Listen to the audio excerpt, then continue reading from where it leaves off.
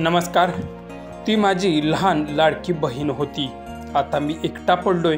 बहिणीशिवाय माझं आयुष्य व्यर्थ आहे. अश्विनीच्या भावाला दुःख अनावर.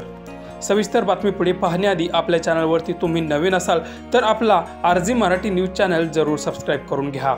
अश्विनीने पुण्यात इंजिनिअरिंगचे शिक्षण घेऊन तिथेच नोकरीही मिळवली. आपल्या लेकीला स्वतःच्या पायावर उभं झालेलं पाहून तिच्या आईवडिलांना तिच्यावर अभिमान वाटत होता. अश्विनी कोष्टा घरातील शेंडेफळ आणि एकुलती एक मुलगी असल्याने ती आईवडील आणि मोठ्या भावाच्याही लाडाची होती. ती इतक्या लवकर आणि अशा पद्धतीने जगाचा निरोप घेईल याचा त्यांनी कधी स्वप्नातही विचार केला नसेल. पण पुण्यात एका बड्या बिल्डरच्या लेकाच्या गाडीने तिला नेहमीसाठीच तिच्या कुटुंबापासून हिरावून घेतलं. पुण्यात शनिवारी रात्री उशिरा बिल्डर विशाल अग्रवाल यांच्या अल्पवयीन मुलाने त्याच्या भरधाव पोर्शे कारने दुचाकीला धडक दिली.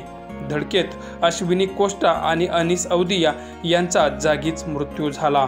त्यांच्या मृत्यूने त्यांच्या कुटुंबियावर दुःखाचा डोंगरच कोसळला आहे.